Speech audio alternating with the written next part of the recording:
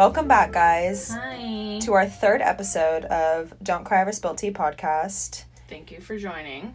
After our little hiccup we had last week. Yeah, a little bit of a hiatus. I'm gonna say that was my bad. That was on me. But no, that was also on me. We both, have had some, a series of technical unfortunate events, if you'd like to call it that. We weren't able to spill the tea because the tea was spilled on us. We got third-degree burns, talking about insurance won't cover type shit.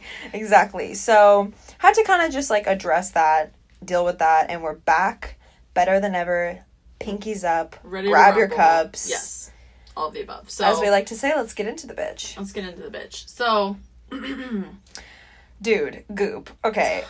This is a goop. Okay, so when we first found this goop, I was like, I'm always floored by the goop. I feel like I'm really dramatic. You seem to take the goop in stride really well. I feel because nothing surprises me. I know. Especially you have on the internet. You have a much more seasoned attitude toward human nature. I'm always like, what? Where? I think it's almost like living in Central Phoenix too. Nothing surprises me. Yeah. No, I get that. Central. Anyway, so this week's goop is okay, so I'm gonna have to, you guys, forgive maybe just my verbiage here. So this is called the baby. It has a couple names. This is called the baby walking belt and or the baby walking assistant. Here, where do you want to begin with this? Maybe delineating it from just a standard baby leash, which I also question. It's definitely a baby leash, but elevated, which we kind of try to incorporate in the goop always. It's something super bougie, but then elevated as fuck. Right. And I just want to start off by saying these parents have power and control issues. Yeah. I'm talking about parents who breastfeed their 4-year-olds type of shit. If you are that person, you're buying this for your child. Yeah. Basically, we're talking about a diaper and a stroller and a baby leash and mixed into one. This is, what's crazy about this for me personally is I don't know how you think that this could sell so well when, evolution just happened before this. Nobody needs this. I learned how to walk simply by my parents just being do it. Walk. Or maybe holding my hand. I don't think you need to... This is, helicopter parenting to the max. I am going to steer you down the sidewalk. This is... Yeah, so, let's just explain. Basically, your child has on, just imagine first, a diaper, okay? And then the diaper, attached to it, has stroller handles. So you are controlling your child's every move. You can jerk left, you can jerk right, you can stop. This thing needs a blinker. Also, no, it needs a clutch. This thing. Also, check our Instagram page, again, for a... frame of reference. Yeah. Yeah, but basically, this thing is whack. Here's what I'm saying. If you need to control how your child walks to this extent, right. How hard is it going to be for you to teach your child English? Or invest in Rosetta Stone and just let the kid walk. Yeah, it seems it's not I'm saying let your kid walk any and everywhere all the time when they're a baby, but people have just done it. It's just not it's not as if you either need this or they run into traffic. There is an in between of just, I don't know why I just feel this is for moms who wear lavender scented leggings. There's a certain type of mom that's gonna buy this product, but here's the thing. I get if you're gonna buy this when you're at the Bean in Chicago and there's 100 people around you, but when you're on a 5 o'clock stroll going down the sidewalk and taking the dog out, get the fuck out of here. Yeah, it's a little much. It's more than a little much. And so we've got the product description up, and I just feel this isn't... I don't know why I feel it's important to note that this item is on sale, but... And it started off that way, people. It, used to be $39.99 and is now $19.99, which is, kind of a slash. That's 50%. And I can't see, a stars, but I'll let you guys know. I'll keep you updated. So this, description, it basically says... So it verbatim... Because me and Stephanie were talking about, maybe does this have another usage? Is it a fun thing for a kid? does it bounce? Because that would be... a jump. If it's a multifaceted device, I'd be down for that. But it says in this description, it literally says, children between the ages of 6 months to 14 months to help them walk, not for any other usage.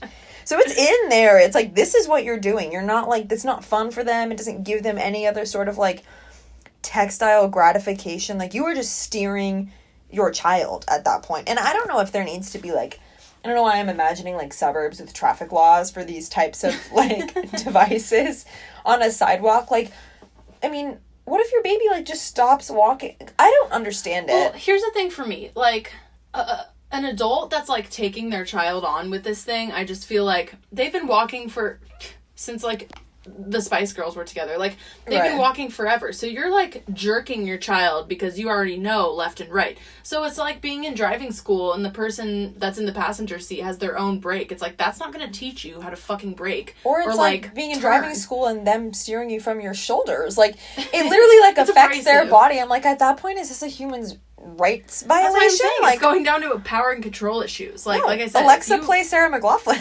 Like, I just am so baffled by this, and this is goop. We don't need this. We have enough, as humans. I feel like we just demote our own intelligence. Like, you don't literally, like, we don't need this. And another thing I want to say too is, like, isn't that like a parent's, like, brightest moment when your child takes their first steps? Like, can you imagine just like wanting to have, like, some training wheels on, like, your child and like one of the maybe, like, coolest moments of your child's life when you see them growing and, like, moving and if fucking, that is like, motherhood, like, count me out. That is the epitome of losing your cool. If you're a mom and you feel like your baby's perfectly fine and healthy and in no way unable to walk and you need this, like, if your baby can't learn to walk alone, like, good luck getting it off to college. Like, I just think you're just starting a black hole of inability. I feel like this product's good if, like, your child can walk. Maybe they can walk, like, a yard.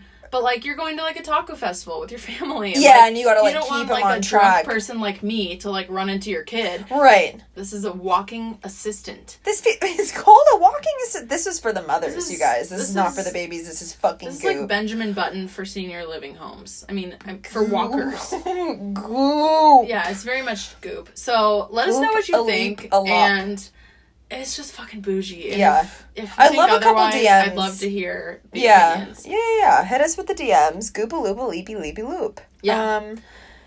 So, let's get into the meat. Let's get into the, the foie gras of the podcast. So. Yeah, I mean, okay, so we were talking about, we have a lot of content ideas that we want to do for this podcast. We basically just spitball shit all the time. And that's basically all we do is just, like, talk shit in a closet. But yeah, so I was telling Stephanie I was at the gym last week and I saw someone working out and I don't know how old he was. I have no way of knowing that or telling that, but he looked, like when somebody has, like, a, like, almost crow's feet, like, onset receding, like, definitely didn't look like he was in college, wearing a shirt that said something Kappa or Cap with, like, a K. So this was, like, a fraternity shirt. And again, the Greek alphabet isn't something I'm super familiar with because, to preface this conversation, Stephanie and I were both not in sororities in college. And it kind of just got me thinking, I was on this machine pretending to use it like I always do and was kind of just like, I wonder how old I am going to be and going to the gym and still seeing, like, people kind of repping that. What do you think about that? Well, I just want to say a disclaimer too. Like, you can see anybody that has this label on them and you put them in this category. So we kind of want to open that box up. Like, we see somebody that wears a Trump hat or, whatever the fuck it is. We put them in this box that we have any idea what they think or what their life is like. But, this is assuming that he was a part of this fraternity. Right, but we're basing it off of, like, information that we've seen, and like we said, the reason we want to bring this up is because we just graduated college and it's still relevant to us, and we've witnessed the frat and sorority life, so we just kind of want to delve into that topic and talk about the evolution and, like, the trends and the pros and cons lack thereof, or and not necessarily our opinions on it, but also just kind of, like, the psychology behind why these things flourish, and also, like, not to be that girl who, like, lived in England, but why they flourish only in this country. I mean, they're like not a thing anywhere else, so that's kind of interesting too. So it was just something that kind of got me thinking. So do you know a lot of people that are in frats and sororities? I do. I mean, I know me and you mutually know a lot of people who are in them, but I mean, I know a ton of people, and honestly, my closest tier of friends, girls, more so the girls that I'm close with, are almost all in sororities or were in sororities. when we were in college, or some type of fraternity, you know, like a business fraternity. Our friend was in a business fraternity. And then we had friends that were like straight up in, you know, the party sororities and stuff like, or yeah. party fraternities. Yeah, kind of all the different, you know, so yeah, I feel like I do know like all the different, as an outsider, perspectives on it. Right. So yeah, I know a lot of people. But do you feel like, let me ask you this, as somebody who never rushed or never wanted to rush, if I have my finger on the pulse of your attitude. Yeah. Do you feel like you missed out on anything in college that a sorority could have or would have provided you? Hell no. Hell no. Say it louder for the bitches in the back. No. I say it louder. No, I know. Yeah, so we're in cahoots on that. But yeah. I mean, not a diss at all, but like the things that I think that people mostly pull from that experience is a brotherhood or sisterhood, B, philanthropy, which I was super involved in, and you know, the sisterhood thing, like I had my group, like that was fine with me. Like I'm not the type of person that can manage like 10 friends, and I hate to say that, but like I keep my circle small, you know. I trust who I trust, whatever. But you know, I think it's really cool to see like, you know, the trips and like, you know, the spending so much time and having people to lean on. That's cool, but didn't really feel like I missed out on anything. That's not to say that there's perks. Erin, what do you think? I mean, do you feel? No, definitely not. And I think I say that more from a perspective of, it's less about judgment. It's more about, I have heard a lot of things from I'm hitting people my jewel. That's that. Who, you know, it's like one of those things where I'm so removed from sororities and fraternities in my everyday life. I don't give it a lot of thought unless it's brought up. I do have a lot of opinions on it. But, you know, when people say, like, oh, so-and-so, like, my sister, I'm like, oh, I didn't know you had a sister. And they're like, no, my sorority sister. I'm like, okay, so not your sister. Like, that's the kind of person I am. I mean, it's not like, I think building friendships forever is a great thing. Sure. But it's not something, like, where when I hear the word sister, I'm like, right, Kappa. You know, like, it's not that in the, you know, frontier of my life. Sure. But I think, and that's, like, one of the things that has, like, changed. And something that I kind of feel is relevant. Like, my dad was a teak. You know, and there's a lot of similarities. Like, but you know, when he tells me about, because him and his frat brothers, like, go on a trip every year. You know, my dad's, like, 61 or something like that. And, you know, they go every year to Missouri, and they go on this float trip, and it's super cool. But he doesn't call them his brothers. You know what I mean? And, like, I had a roommate in college that calls, like, her, like, the whole family, like, the family tree, like, her grandma.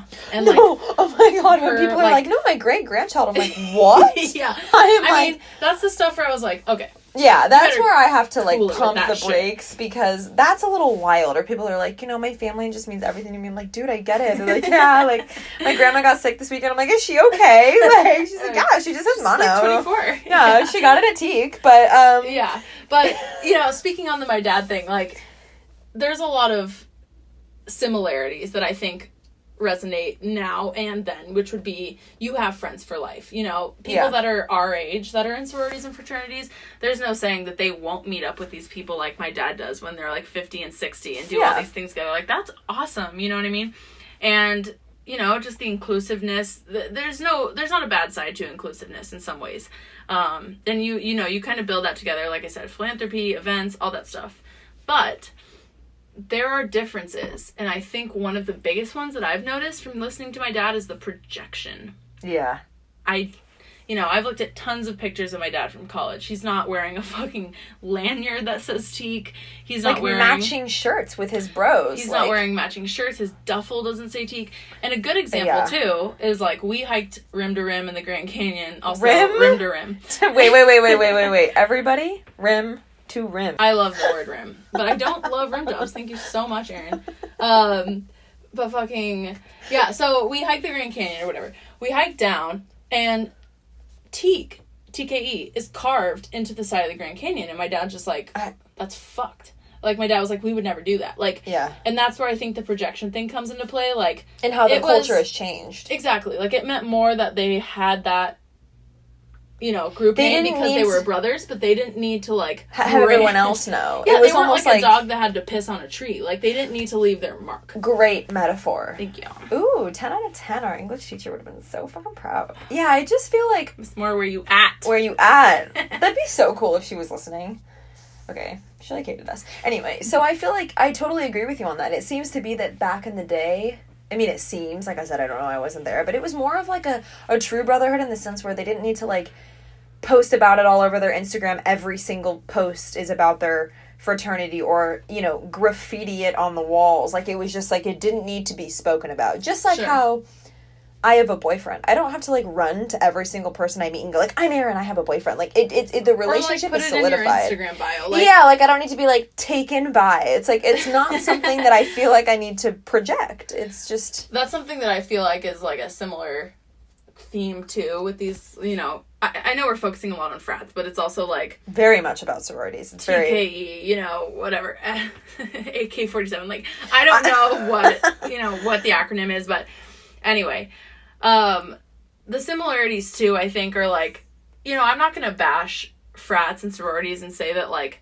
it's gotten more ridiculous, judgmental, or inclusive. Negative. Like, I think there's I think that there's half truth to that. Like, my dad said that there was pig parties, and if you guys have ever seen that fucking Family Guy where Meg gets asked out on like a couple dates, and she's like fucking stoked on life, like finally not suicidal, and it's a pig party, which means you bring like the fattest, ugliest girl to a party, and like the guy with the fattest, ugliest girl, like I don't know if there's like a winner or like whatever, you know. He said that was a thing, and like that sucks, that's fucked, but like, yeah. You know, so that's what you're saying is in ways, like, because, you know, we've had all these organizations, well, I've heard that there's all these organizations that, like, you know, really police the idea of hazing nowadays. Sure. Yep.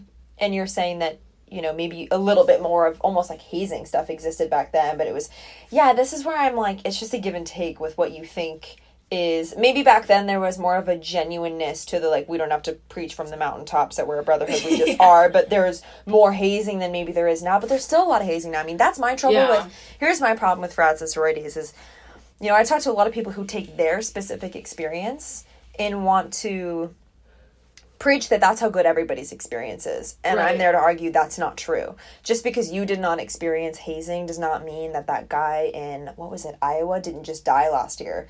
Because he was hazed and left at the bottom of a staircase and nobody gave a fuck and he was there left for dead and he bled out. I did not know that. So, or no, he had internal bleeding, I think is what it was. Anyway, very sad. And I'm not saying that, I mean, that's an extreme case. I'm just saying that I know girls who have said it still exists on certain levels. Well, and some girls who argue that it doesn't. So it's kind of like, to take your own experience, maybe you had a positive experience, does not mean that the rumors, quote unquote, about frats and sororities are not still true to a certain extent. And that's where I do feel like as somebody who isn't in them, I have to argue and play devil's advocate, because I'm like, they're not entirely gone. Right. They may be. Well, and the bad thing about hazing too is like, there's a lot of creativity. You know, hazing back when my dad was in a frat could be like, you know, who can chug as many beers, and now it's like people can make hazing whatever they want, but like, that's so true. It just sucks that you pay so much to like get into this, you know, like club, and then you have to go forth and like prove yourself. It's like paying $50 to be a part of a gym and then being like, oh, you have to be in this weight class, or like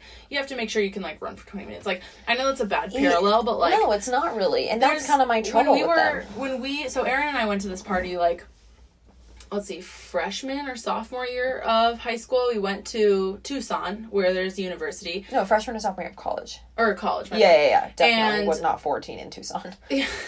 Well, yeah. And we went to this party, and it was Halloween, and these guys were getting hazed, and so the older, you know, brothers, or like the, whatever they're called, they got to pick the younger guys' Halloween costumes, and this one guy was dressed up as an infant, as a baby. He had on a onesie, he had a bottle, he had a bib. Oh my god, I remember that. And he had to crawl on all fours the whole night. And first of all, this is like flooding back to me. That. I mean, I remember looking at you and being like, why the fuck would you subject yourself to this? Anytime like one of the older guys told you to like chug a bottle, like you had to like chug it like a baby, and it was like oftentimes a cherry Smirnoff bottle, you know what I mean, like a handle. Yeah. So it's just one of those things, like if I was on all fours chugging some Fireball, I would think like, was my 2,000 worth it? Like, right, like I just don't think that part of it is like anything but anything fucking to stupid, be reckoned with. Honestly. And that is where I don't apologize for having the opinions that I have, because I just think that And you could look at it as like, well, that's not what you're paying for. But to a certain extent, it is. You're paying for someone to, like, decide whether or not you're good enough to be part of a club. And like I said, if you had a good experience, great. There's a lot of people who have bad experiences, or just like what you explained, like maybe not like harmful, but just like a little bizarre or like degrading or embarrassing. Yeah, like I just think that part of the culture is very, very bizarre. And if you try to argue that it doesn't exist, yes, it does. We've seen it. We went to college. We experienced it on a level of an observer. And I just think personally, me and you are pretty like, you know, it sucks that we don't kind of have, like, someone in here who's, like, been in one. And I wish we did, because I hate to, like, try to be objective, but really know nothing about, like, the ins and outs. Especially I don't know if we know nothing, though. I don't know if we know nothing. Well, okay, that's fair, but I'm just saying my dad's not a good frame of reference for, like, what it was like and what it is now. You know, there's a lot of, like, people, our friends, that But this is what I'm saying is about, friends. I talk to different girls who are in different sororities and have completely different things to say. But that also relates back to, like, the fact that I remember one of our friends who was going through the, I don't know what you call it, application process. Rushing? Rushing. Like, rushing like, to where? It doesn't, yeah, right. Rushing It doesn't mean that you aren't, I don't think, good enough. I think they look for a certain mold to fill. Right. Like, you know, a tridelt versus a, I don't even know. Right, which again, I just find personally bizarre that you would choose to, like, categorize yourself. I'm not saying it's negative. I'm not saying people shouldn't do it. I'm just saying for me personally, I march way too much to the beat of my own drum. Sure. To have somebody tell me, who's a year older than me, like, that this is how I need to do things or how I need to be. Like, I just find it bizarre. Well, like, I would never take that seriously. Well, and also, like, something I could never see you doing is, like, this girl I knew in Flagstaff, like, she got fined for not showing up to events. Like, I'll be damned. My God, I would... And that's something I want to say, too. I'd be like, bitch, you're staying far away from my bank account. That's for sure. I don't have enough clothes to be in a sorority. No. I don't have enough mini skirts. I don't have enough crop tops. I definitely don't have enough crop tops. I don't have enough jeans from Urban Outfitters. Like, I don't have the style to be in a sorority. And that's not a diss, by the way. That's my truth. Because those girls be looking fleek as fuck. All the time. And they it's look like... bomb. I mean, my roots are a foot long. I mean, I look like hell. Dude, that's like a lot. No, you shut up. But I mean, I know what you mean. I mean, it's like a part-time job. I don't have enough wedges. Like I wear Nikes all the time, and you know what? That's kind of becoming cute. So maybe that's like off base. Yeah, but not about you know, Nikes, and I don't have enough like bathing suits. I mean, the pool parties. It really is like a full-time schedule. Like, I'm too much of a lightweight to be in a sorority. Yeah, I mean, you gotta show up. You gotta go to the parties. You gotta do the events, and like it's crazy how they work you to the bone.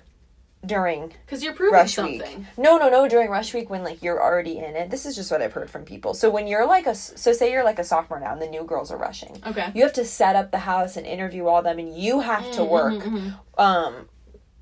It's so funny that we try to have these conversations. We don't know the verbiage. Like, what's like the senior people, the people who aren't rushing, the girls who are already in grandmas? Like the super vibe. I don't know. Like the CEOs, like the business, like the people who are already pledged allegiance. But you know what I'm gonna say? Like, I think anchor. I think an undertone of that, even though it might be work, it's like this inner satisfaction that, and again, this is an observation. I'm not sure, but I think that, like, if I could throw myself into this situation, say, look, I worked really hard, I paid all this money, I'm in the sorority, I got through the first year, fuck yeah.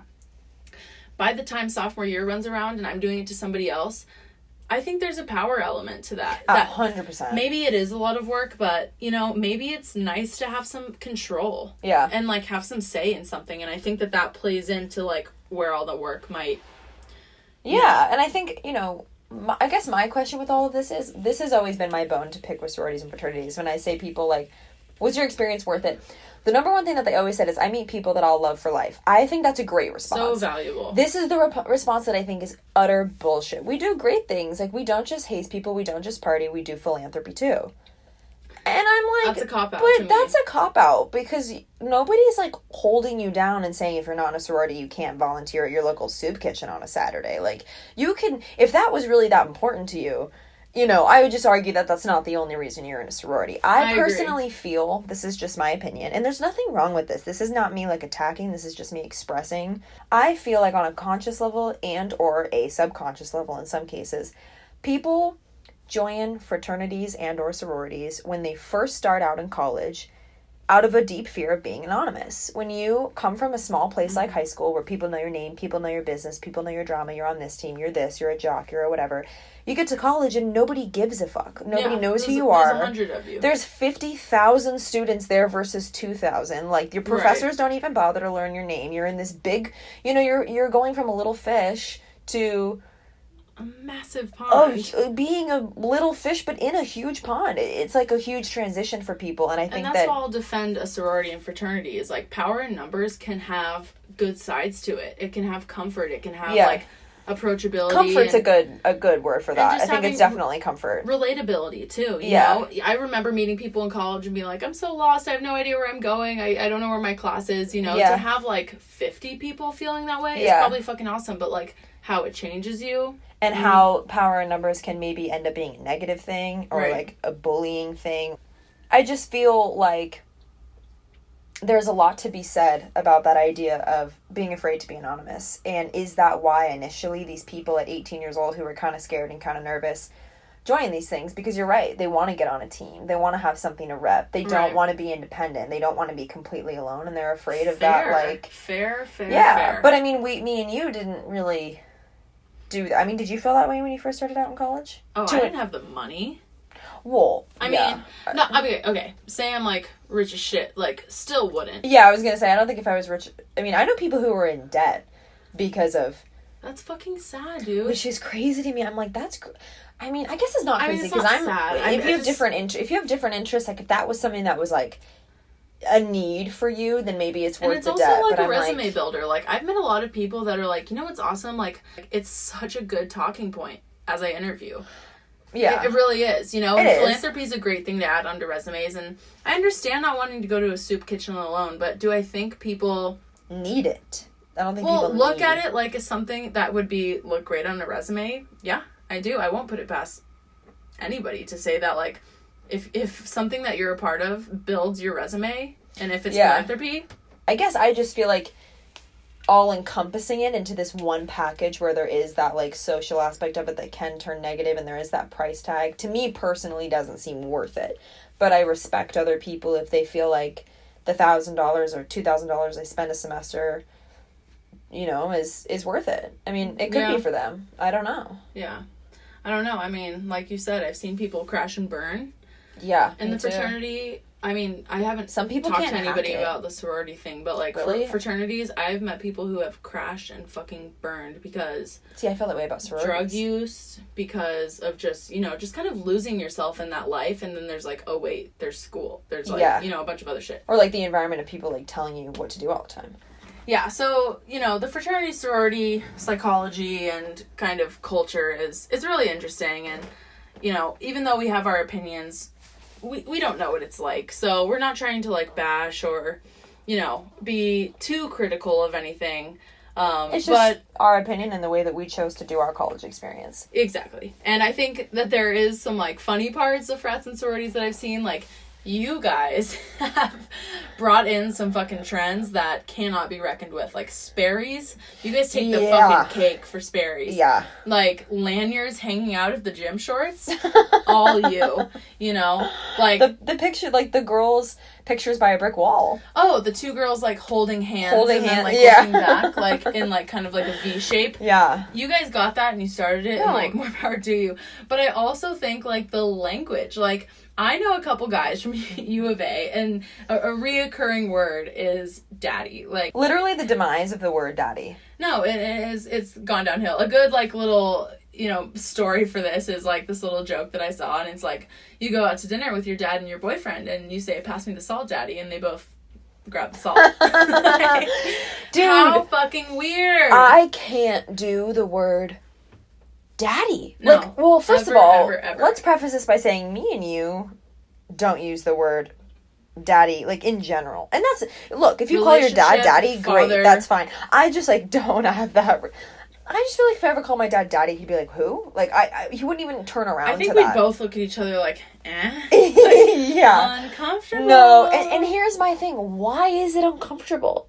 Like, I don't even because know word, the millennials have, like, snatched that word and made it, like, a sexual thing. Or, like... I don't even know if... I think sugar daddy was what started it, and then people just like okay dropped sugar because really? like guys are broke, and like guys our age are broke, you know, and it was like, let me be your. But there's this weird. So it was like a daddy without the financial attachment. It was like so like the worst. Well, I don't want to say the worst kind of daddy because I'm like not that kind of girl. But you know, it's just like, well, ew at that point. That's bizarre. The funniest part is like a sugar daddy's one thing. A daddy is just like your father. Take the finances out of it. This guy is just like. I think, honestly, I really do think that it's just a sexual term. It totally is. But here's the thing. Almost like I think babe and baby in their name and, like, a couple other things you could throw in there, not enough. Like, I know. You have to go in and be like, people. I have better sex. And I want those claps hot to be because heard. You know what? If I ever said that, guess who would flash into my mind? My fucking dad. I know. Like, I just, look, I'm just going to say it now. If you're, like, in a sexual situation where you're having sex and somebody's like, I find that very, and look, I'd be again. Like, were you present at my birth? Is your name on my birth? Like, no, I'm not calling you shit. I'm not calling you shit. I just think that that's like a weird dominance thing, and I don't know if that's like power and control, people. Power and control. Again, I keep going back to it. I love when we like full circle with this podcast. Power and control. Like, I find that really bizarre that you need to be called daddy to like feel like you are having sex with your girl, right? Like, that's all types of fucked up. That's my question. Or like zaddy is like another with a Z. See, and this is something Aaron has like shocked me with. I don't know what zaddy means. I don't know why the D got swapped out for the Z. I don't. Okay, so here's why I think it is. When girls say daddy, it's like daddy, so it's like zaddy. Like became. It's like an act. It's like the accent in which it's like zaddy. Okay, I don't want to say it again. I don't like any part of that. I feel like the more I say that word, the more years get like shaved off my life. It's like bad luck or something. My nose hairs are curling thinking of the word zaddy. I feel like that should be like a zaddy's like, it sounds like an Italian bakery. Like, I just feel robbed. I feel like that whole word makes me uncomfortable now. Like, anytime it's fucked up, dude, my brain is like acclimated to this new millennial version of daddy rather than just like a child calling their dad daddy. The whole word makes me uncomfortable now. Like, I don't feel right hearing it because people all over Twitter are like, ooh, daddy. It's like, no. Well, I think besides sugar daddy, another thing that might have, like, stemmed from this is, like, daddy issues. Because guys, I'm not going to say every guy who wants a girl to call him daddy is targeting girls that have daddy issues, but I think maybe there might be, like a little bit parallels. So, this week has kind of been scattered, and maybe it didn't have, like, a end-all, be-all kind of purpose, but we just wanted to talk this week about things that have been on our mind, things we've been thinking about. What the fuck is daddy? Why is our whole generation so weird with vocabulary? Frats, sororities, is there a shelf life on that? Does it last forever? And, you know, like I said, like Stephanie said, you know, we're both leaving college, so we felt like it was something that we kind of speak now or forever hold our, you know, bongs. Okay, guys, we'll see you next week for episode 4. Let us know what you think about this goop and if it's like literally power and control. Yeah, also send us your goops. We want to see some more goops. People have sent us some really cool stuff. So this is above our pay grade to keep looking for seriously, like, it takes up way too much of my time. Anyway. And I just wanted to end with some Kit Kat ASMR. So. Oh. Okay. Alright, guys. And if that made you cringe, we're back next week. Right? See you next time. Bye, guys. Bye.